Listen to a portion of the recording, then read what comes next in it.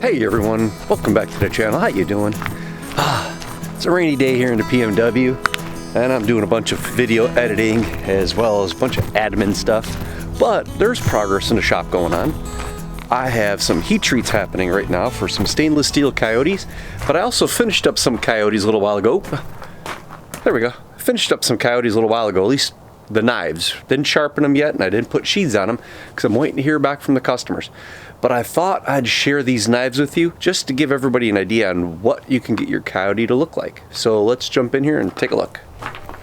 Oh, okie dokie artichoke. Ooh, it's a little warm in here. Had the kiln open.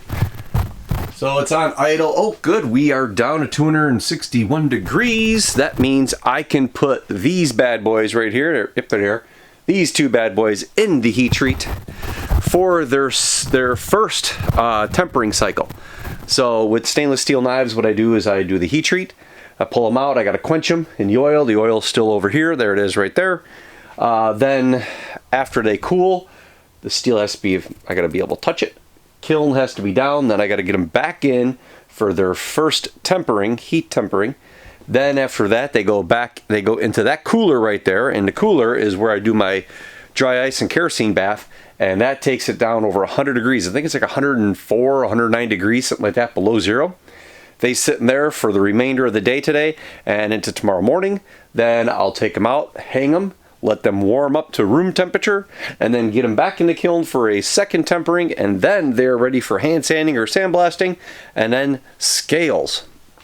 But today's video, let me put this over here for a second. Today's video is about these guys' knives, and I recently had a fella, Michael B, thank you. Oh, here, you guys are a little off here.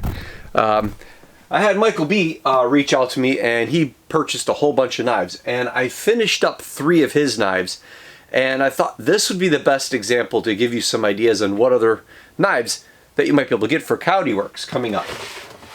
Since the books are open but are limited to quantities, I don't know if it's going to be maybe 1 or 2 Coyotes a month with a Rogue or a Renegade, maybe a kitchen knife, but I'm only going to probably put out 5 or 6 knives for the entire month.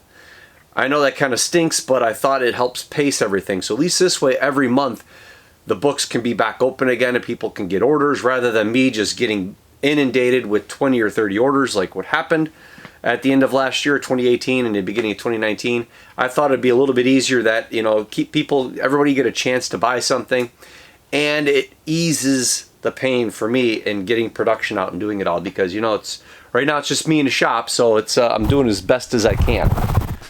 So let's see here. Actually, you know what? I made this little shelf here. I did this little shelf here a while ago, specifically for this. So I'll put you guys up over here, and this way we can all look at knives. Let me get this out of the way. Okay, yeah, this will be a good enough view. You don't need to see me the whole time. Okay, so one of the first knives we have here is a Coyote. Now all 3 of these, I guess, are going to be Coyotes. I just want to share that with you.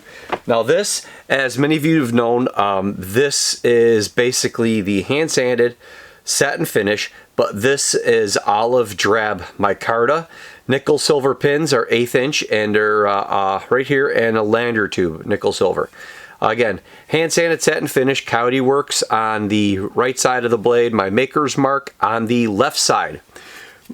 I like the hand sanded satin finish by far more than any of the finishes I've done. I think it will hold up the best. When it comes to aesthetics, I think people will be the most pleased with it. All the knives, of course, knives do get scratches, but I think the hand satin finish will be your best option for that. The next one, I gotta say, that I did this one knife a while back. I think the videos, I'm not sure when the video is going out. Oh no, it already did come out. That was Travis's knife. Travis's knife was that acid stonewash finish with the Cocobolo. Travis, that by far was one of my favorite knives. That was a really nice look. I really like that one. That was cool. So hopefully you're enjoying that knife, because I know you got it by now by making this video. Okay, here's the next knife. Okay, the next one here, again, this is hand sanded satin finish. I just had them lightly oiled, but this is black canvas micarta with 1/8 inch nickel silver pins and a lanyard tube. Now let me pull out the olive drab again to show you the comparison of what that looks like.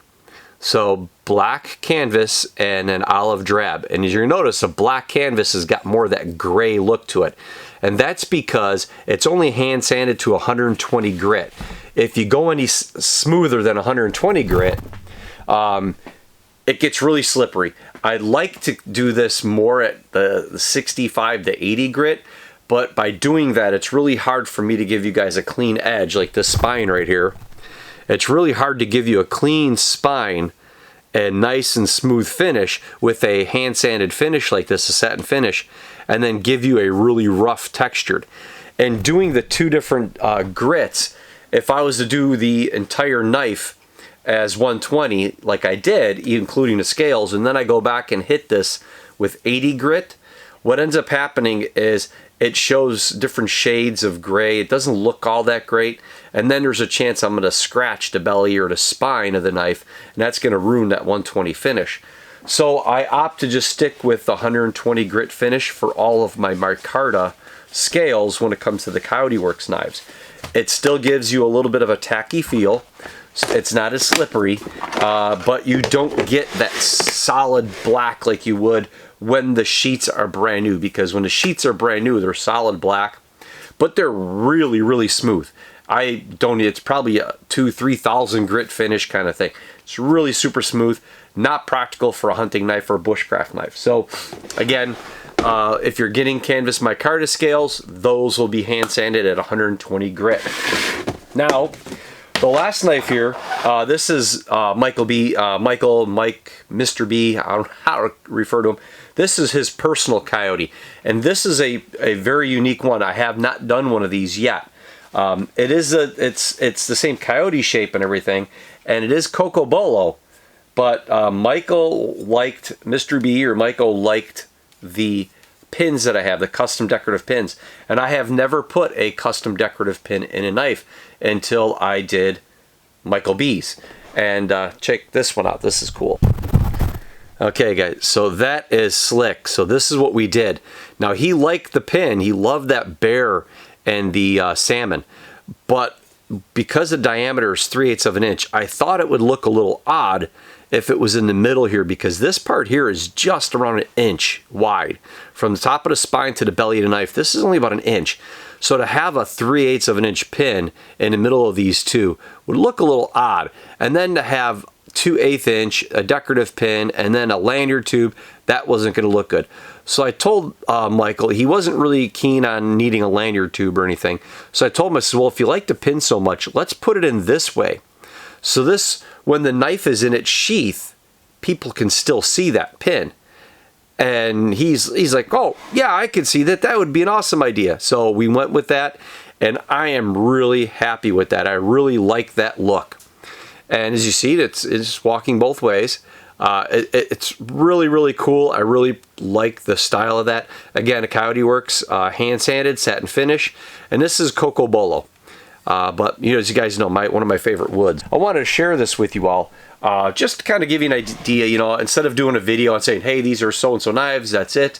I thought, well, he's got a lot of other knives going on, and until I finish all of those knives and get them going, I just thought, you know, what would be really good is to use this video as more of an educational tool, and to give some of you all that are new to the Coyote Works knife and the knife line and stuff like that, and options for when the book's open.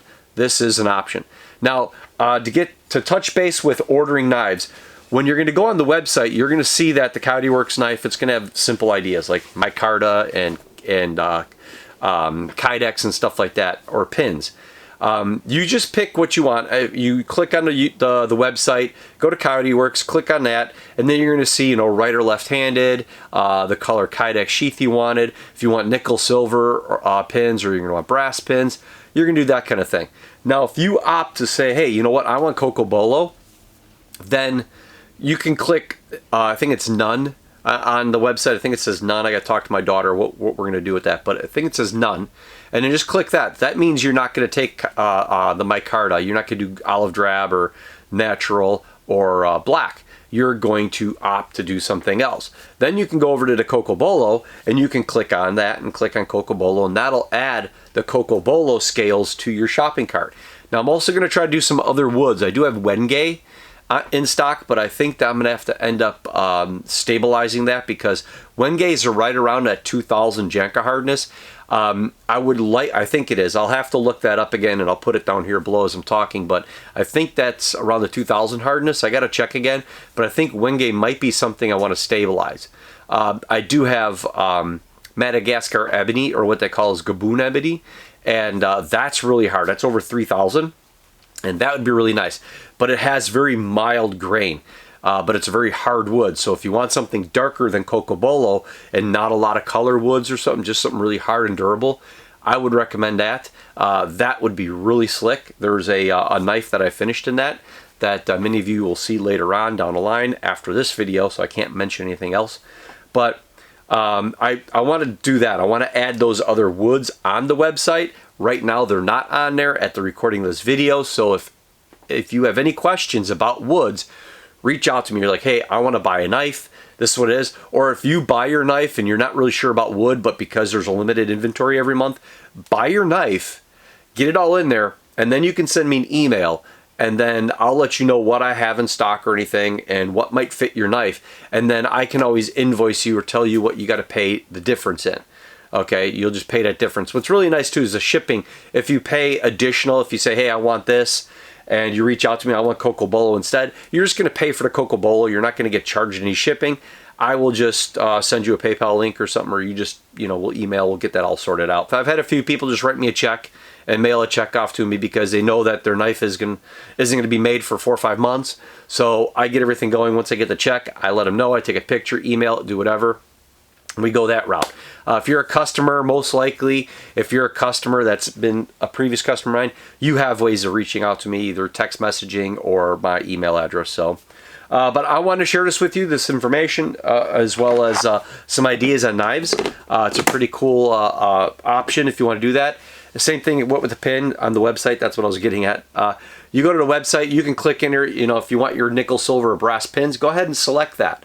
But if you want a decorative pin like the bear and the salmon, or one of the other ones like an Air Force pin or a Marine Corps pin, something along those lines, the Nordic pins that I have, go to the website, go to the pins under shop.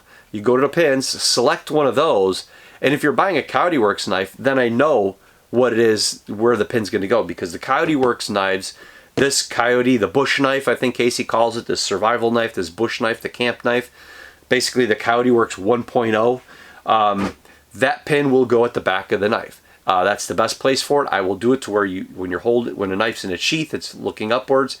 That's the best way. So that's going to be the style for that knife. So if you want a pin like that and you buy it, I'll know where to put it in there. It's that simple. Other than that, like I said, if you got any questions about stabilized scales, because some of the stabilized scales that I have won't fit all the Coyote Works knives, so you have to reach out to me and say, hey, what do you have stabilized that I would like to have? I'm running out of dyed stabilized woods. I only have maybe 80 or 90 selection, but out of that 80 or 90 pieces, which is a lot, but out of those 80 or 90, not maybe 60 of them could be used for a Coyote Works knife. Maybe even a little less, because some of them might be big enough, but they're a little bit too thin. They're more along the lines for maybe a chef's knife. But reach out. If you got questions, I'll be more than happy to help you. Many of the people that have bought knives from me in the past have reached out to me, and I've come down to the shop. I've taken a couple of pictures. I've sent them pictures of various scales with a number or letter next to it, and they're like, oh yeah, I'll take that one. And that's what they've gotten. But otherwise, I'm trying to be as helpful as possible and to make the experience be as custom can be. And that's how I started my business, and that's how I want to keep going, is to try to give you guys as many options as possible. As challenging as it might be to me sometimes, just be patient. That's what I'm trying to do for everybody. So again, gang, I do appreciate, thank you very much. 2019 has been going gangbusters. It is amazing all the stuff that's been happening here, and it can't happen without you all. It can't happen without you, my knife customers, my YouTube subscribers, patron supporters, the folks over on Instagram and Facebook. Thank you very much. And remember, I'm coming up on 10,000 subs, so I'm getting a feeling there might be something cool happening for 10,000 subscribers. keep an eye out for that later on. So again, like, share, subscribe, all the good stuff. Keep me from the bottom of the YouTube bucket, and we'll see you on the next video. Bye.